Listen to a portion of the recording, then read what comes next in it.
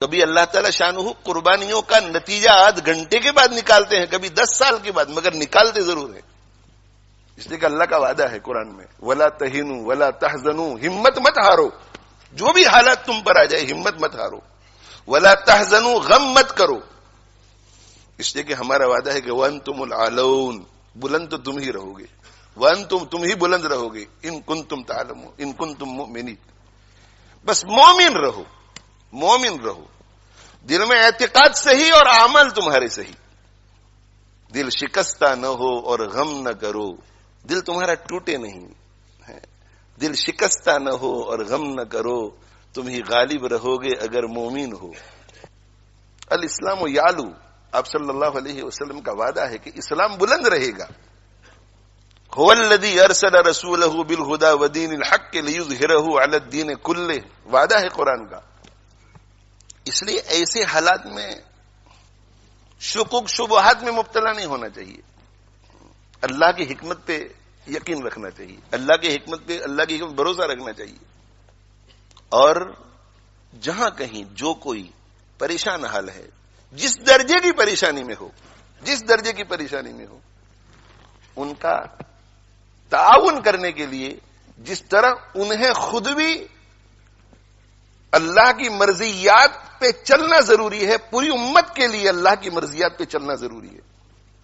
اگر ہم ہمارے ان فلسطینی بھائیوں اور بہنوں اور بچوں جو معصوم ہے، جو انوسنٹ ہے، جن کا کوئی قصور نہیں ہے، ان کو کسی قسم کا بھی فائدہ پہنچانا چاہتے ہیں، فائدہ، اور بہت ہی مؤثر فائدہ، اعلیٰ درجے کا فائدہ، تو میرے بھائیو توبہ کرو اللہ سے، اپنے گناہوں سے توبہ کرو، اور توبہ کر کے عزم کرو کہ آج کے بعد ہم اللہ کے دین پر، اللہ کی مرضی کے مطابق چلیں گے. اس سے بڑھ کر دوسرا کوئی مؤثر فائدہ نہیں. باقی سارے فوائد اس کے تابع ہیں. یہ قابو میں آیا تو باقی سارے اسباب کام آئیں گے، یہ قابو میں نہیں آیا تو کوئی سبب کام نہیں آئے گا. یہ میرا ایمان ہے اور ہم سب کا ایمان ہونا چاہیے.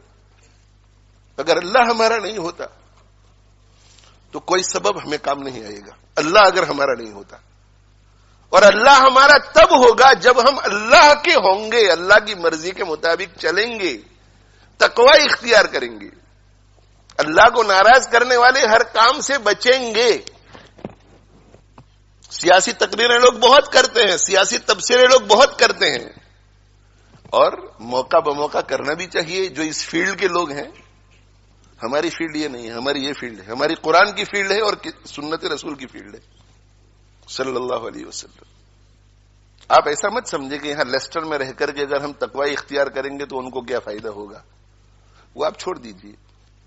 آپ قرآن اور حدیث پر، اللہ کے فرمان اور رسول اللہ صلی اللہ علیہ وسلم کی ارشاد پر یقین کر کے آنکھ بند کر کے کیجئے. پھر آپ دیکھو کہ اللہ تعالی شانہ اپنی قدرت کا مظاہرہ کیسے فرماتے ہیں. اللہ نہیں بدلا ہے، اللہ کا قانون بھی نہیں بدلا ہے. اللہ جیسے پہلے تھا آج بھی ویسا ہی ہے. اللہ کی حالت میں، اللہ کی شان میں کوئی فرق نہیں آتا. اللہ کے قانون میں، اللہ کے وعدوں میں کوئی فرق نہیں آتا.